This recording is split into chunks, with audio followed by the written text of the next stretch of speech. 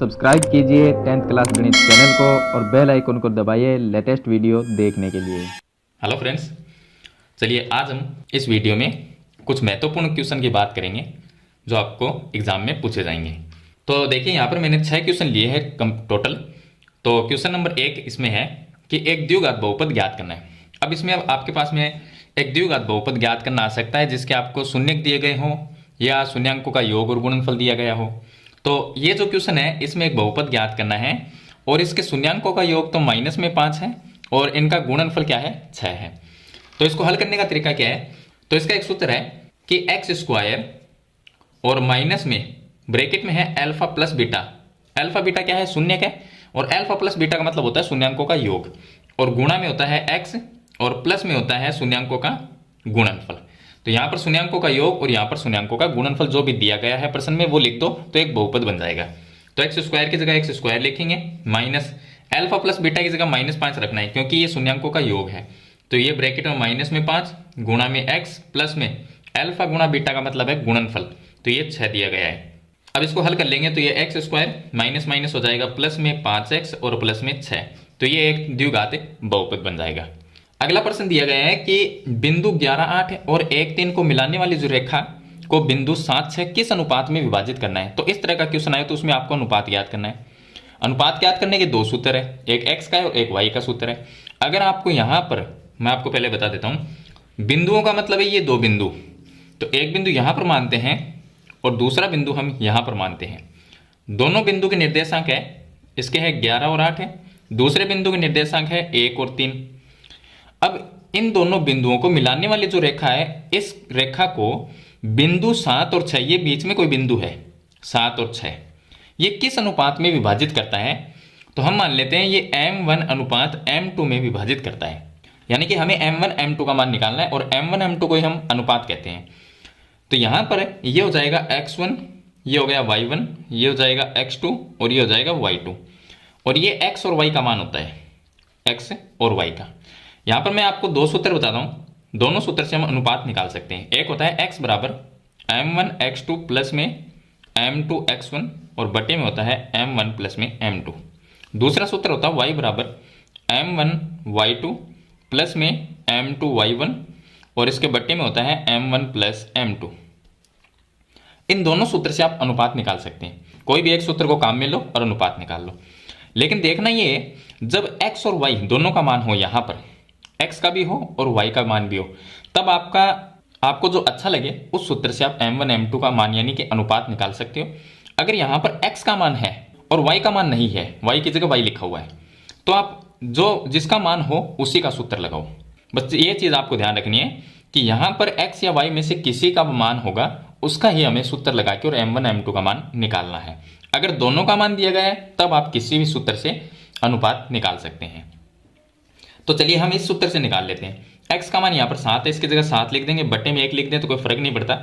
m1 का मान निकालना है तो ये m1, x2 का मान 1 लिख देंगे, ये 1 आ गया, प्लस में m2 आ गया और x1 का मान यहाँ से 11 लिख देंगे और इसके बटे में आ जाएगा m1 प्लस m2। अब वज्र गुणा कर देंगे तो 1 को ऊपर वाली संख्या से गुणा करेंगे तो 1 m1 आएगा, 1 m1 प्लस में 11 m2 आ जाएगा, ये 11 m2 और 7 को m1 m2 से गुणा करेंगे तो ये 7 m1 प्लस में 7 m2। अब 1 m1 है, इसको 1 m1 लिखते हैं, ये m1 है इधर लेके आएंगे, माइनस में 7 m1 हो जाएगा, बराबर में 7 m2 है और ये 11 m2 इधर आके माइनस में 11 m2 हो जाएगा।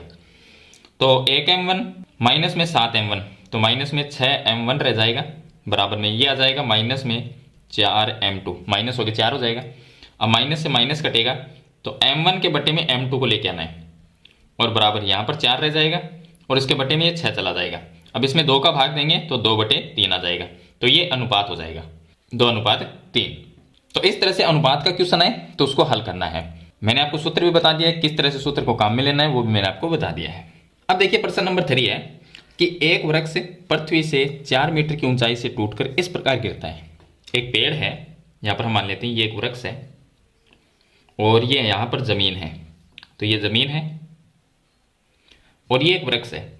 ये पृथ्वी से 4 मीटर की ऊंचाई से टूटता है, नीचे से ऊपर 4 मीटर, मान लीजिए यहां से टूटता है और ये ऊपर टूटा हुआ भाग इधर गिर जाता है, तो ये इस प्रकार ऊपरी सिरा पृथ्वी से 30 डिग्री का कोण बनाता है। तो जो ऊपर का भाग वो टूट के इधर गिर गया तो वो 30 डिग्री का कोण बनाता है। तो वृक्ष की कुल ऊंचाई ज्ञात करनी। अब ये पृथ्वी यहां पर है तो ये कितनी ऊंचाई से टूटा है, 4 मीटर, मतलब ये ऊंचाई यहां से यहां तक 4 मीटर है और टूटा हुआ भाग ये है, तो इसको हम x मान लेंगे। तो ये x का मान निकालेंगे और 4 में प्लस कर देंगे, तो दोनों भाग क्या है, एक वृक्ष के ही भाग है, तो कुल ऊंचाई आ जाएगी। तो इसको हम मान लेंगे a, b और c, ये मान लेते हैं। अब यहां पर देखिए ये तो है लंब और ये है कर्ण, तो लंब और कर्ण किस में आता है, साइन में आता है। तो यहां पर हम लिख देंगे कि साइन थीटा बराबर होता है लंब बटे कर्ण। लंब कितना है इसमें 4 है और कर्ण कितना है x है। थीटा का मान 30 डिग्री है, तो यहां पर हम लिख देंगे साइन 30 बराबर 4/x हो जाएगा। साइन 30 का मान होता है 1/2, तो इसकी जगह 1/2 बराबर में 4/x। अब वज्र गुणा करेंगे, 1 को x से गुणा किया तो x आया, 4 को 2 से गुणा करेंगे तो 8 आ जाएगा। x का मान 8 आ गया, तो कुल ऊंचाई कितनी होगी, तो यहां पर हम लिख देंगे कुल ऊंचाई बराबर आ जाएगी, 4 तो ये आ गए और प्लस में x का मान 8 आया था, वो 8 प्लस कर देंगे तो h बराबर 12 मीटर आ जाएगी। तो वृक्ष की कुल ऊंचाई 12 मीटर होगी। अब देखिए इसका प्रश्न नंबर 4, इसमें ये रचना का क्वेश्चन है, इसमें हमें रचना करनी है और चैप्टर नंबर 11 का है। तो इसमें लिखा है 5 सेमी भुजा वाले एक समबाहु त्रिभुज के समरूप त्रिभुज की रचना करनी है, जिसकी भुजाएं दिए गए त्रिभुज की संगत भुजाओं की 2/3 हो। तो पहले तो हमें 5 सेंटीमीटर भुजा वाले एक समबाहु त्रिभुज की रचना करनी है। पहले तो हम एक समबाहु त्रिभुज बनाएंगे, समबाहु त्रिभुज में तीनों भुजाएं बराबर होती है, हमें 5 सेंटीमीटर दी गई, इसका मतलब सभी 5-5 सेंटीमीटर होगी। तो पहले एक समबाहु त्रिभुज बनाएंगे। तो आपको सबसे पहले 5 सेंटीमीटर एक रेखाखंड खींचना है। तो यहाँ पर हम 5 सेंटीमीटर का एक रेखाखंड खींच लेंगे इस तरह से, ये बना लिया। इसका कोई भी नाम लिख देंगे ए और बी, और ये 5 सेंटीमीटर की। उसके बाद में प्रकार से 5-5 सेंटीमीटर के ऊपर 2 चाप काट देंगे और उन चाप को ए और बी से मिला देंगे, तो इस तरह से एक समबाहु त्रिभुज बन जाएगा। अब आपको प्रकार को 5 सेंटीमीटर नापना है। तो ये देखिए 5 सेंटीमीटर हमने माप लिया और एक चाप यहाँ पर काट देंगे और दूसरा चाप ए पर रख के और यहाँ पर काट देंगे। इस तरह से चाप काटने के बाद में इन चाप को ए से हम और बी से मिला देंगे। तो इस तरह से मिला देंगे और यहाँ पर बिंदु सी आ जाएगा। तो ए बी सी एक समबाहु त्रिभुज तो बन गया, इसकी भुजाएं सभी 5-5 सेंटीमीटर की। अब इसके समरूप त्रिभुज की रचना करनी है। आगे लिखा हुआ है समबाहु त्रिभुज के समरूप त्रिभुज की रचना करनी है। इसके एक समरूप त्रिभुज बनाना है जिसकी भुजाएं कितनी होनी चाहिए, 2/3 होनी चाहिए। तो भुजाओं का अनुपात दिया गया 2/3। तो सबसे पहले देखिए, जब भी आपको रचना का क्वेश्चन आए तो इसमें एक पहले तो आपको त्रिभुज बनाना है, जैसा भी त्रिभुज आपको दिया जाए वैसा बना लेना है। तो ये तो आपको बनाना आता ही होगा। उसके बाद में आपको क्या करना है कि समरूप त्रिभुज की रचना करनी हो तो आपको नीचे की तरफ एक किरण खींचनी है। नीचे की तरफ एक इस तरह से किरण खींचनी है, सभी में ऐसा ही करना है। त्रिभुज में एक किरण खींचेंगे और इसको नाम दे देंगे AX, इस तरह से। उसके बाद में क्या करना है कि बड़ा अनुपात कितना है, 3 है, तो 3 बराबर चाप काटने हैं आपको। तो यहाँ से देखिए प्रकार से कर सकते हैं या आप स्केल से कर सकते हैं। तो मान लीजिए पहला चाप यहाँ पर आता है और दूसरा चाप यहाँ पर आता है और तीसरा चाप यहाँ पर, बराबर चाप काटने हैं। तो ये A1 है, A है तो इसको A1 लिखेंगे, ये A2 हो जाएगा और ये A3 हो जाएगा। अब इसमें जो अनुपात नीचे है तो इसमें 3 है, यानी कि A3 को हम B के साथ में मिला देंगे। तो देखिए A3 को हमने B के साथ में मिला दिया। तो पहले तो ये देखना है कि बड़ा अनुपात कितना है, उतने ही चाप काटने हैं। फिर बट्टे में अनुपात कौन सा है उसको मिलाना है। तो नीचे अनुपात 3 है, यानी कि A3 को B से मिलाना है, मिला दिया। उसके बाद में आपको क्या करना है, बिना नाप का एक चाप मान काटना है।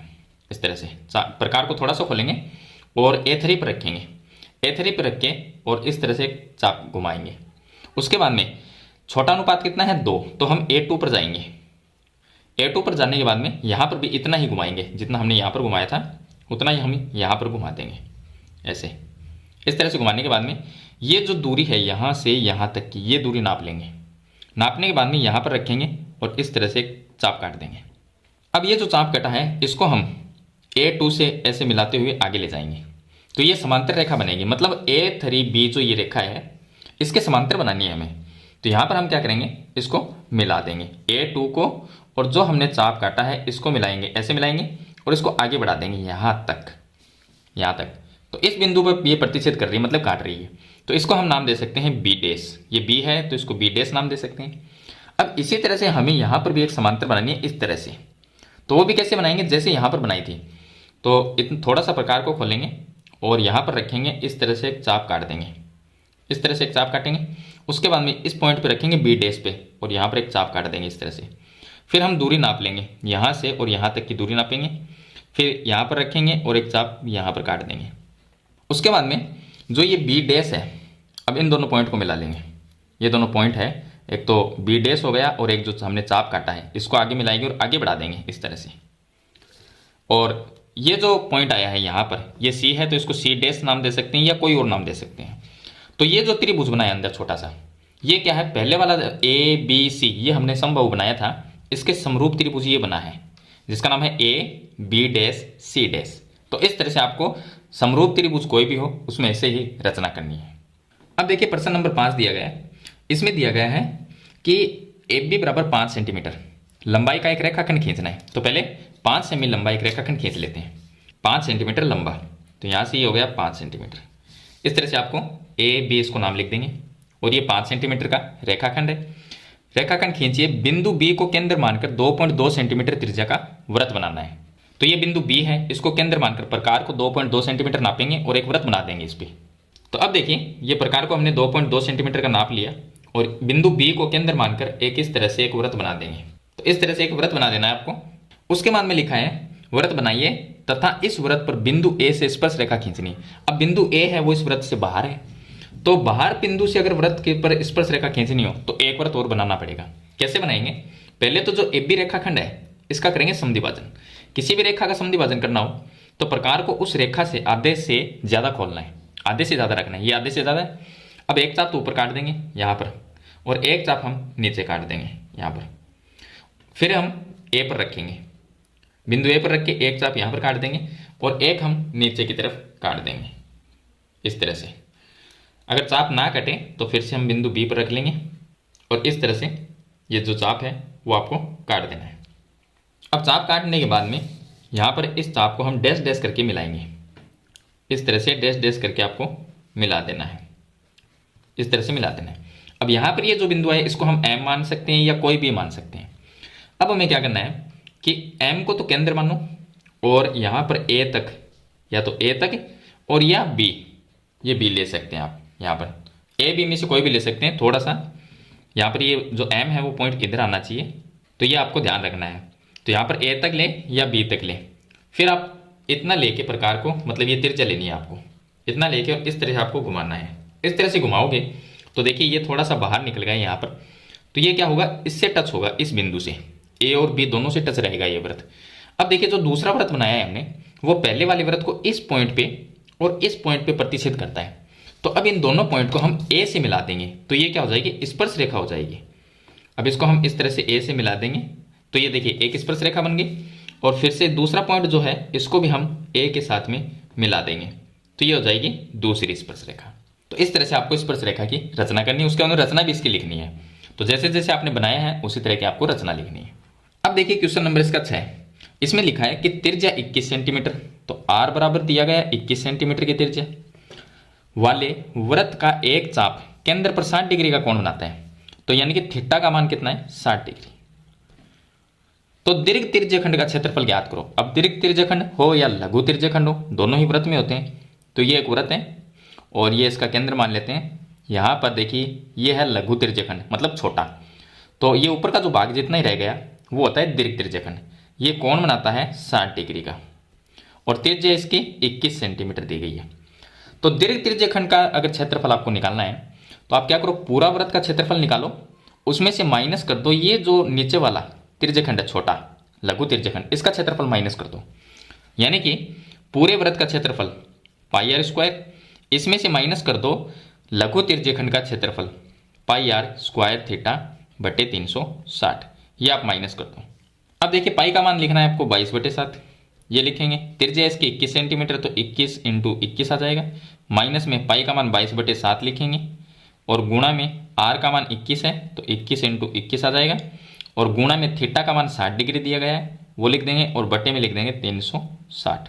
0 से 0 कट जाएगा, 6 से 36 में भाग जाएगा 6 बार और 7 का भाग इसमें जाएगा 3 बार, 3 का भाग 6 में जाएगा 2 बार, 2 का भाग 22 में जाएगा 11 बार, तो 11 और 21 रह गया।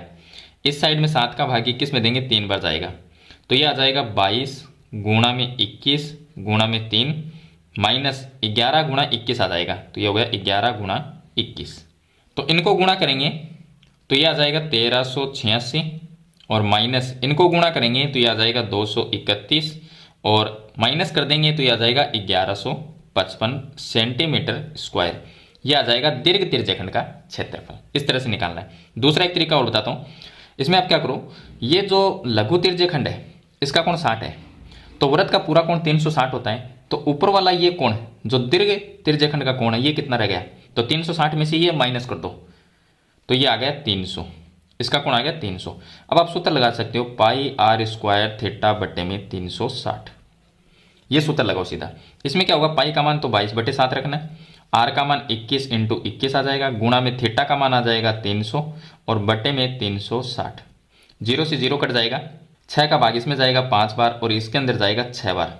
फिर हम 7 का भाग 21 में देंगे तो 3 बार जाएगा, 3 का भाग इसमें जाएगा 2 बार और 2 का भाग 22 में जाएगा 11 बार। तो क्या संख्या रह गई हमारे पास में, 11 रह गया और गुणा में 21 रह गया और फिर गुणा में यहाँ पर रह जाएगा 5। अब इनको गुणा करोगे तो 1155 ही आएगा, 1155 ही आएगा सेंटीमीटर स्क्वायर। देखिए सेम ही आया है दोनों। अब ये सूत्र भी आप काम में ले सकते हो, लेकिन आपको कोण निकालना है। देखिए ये कोण किसका था, लघु त्रिज्यखंड का, इसलिए हमने इस तरह से सूत्र लगाया। अगर आपको दीर्घ त्रिज्यखंड का सीधा निकालना है तो आप क्या करो कि दीर्घ त्रिज्यखंड का कोण निकाल लो। तो ये लघु त्रिज्यखंड का कोण 60 डिग्री दिया गया है, तो दीर्घ त्रिज्यखंड का कितना आया, 360 में से 60 माइनस कर देंगे तो 300 आएगा। अब ये कोण आप इसमें काम में ले सकते हो, इस सूत्र में जो लघु त्रिज्यखंड का सूत्र है उसमें काम में ले सकते हो। तो आपका दीर्घ त्रिज्यखंड है उसका क्षेत्रफल आ जाएगा। तो आप इनमें से कोई भी तरीका है वो काम में ले सकते हो।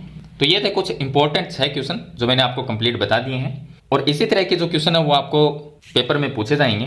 तो मेरे ख्याल से ये क्वेश्चन आपको कंप्लीट समझ में आ गए होंगे। फिर भी इसके बारे में कुछ सवाल या सुझाव है तो कमेंट बॉक्स में जरूर लिखना। वीडियो पसंद आए तो इसे लाइक और शेयर जरूर करना। इस चैनल पर नए तो सब्सक्राइब करना। हम मिलते हैं नेक्स्ट वीडियो में, तब तक के लिए थैंक यू।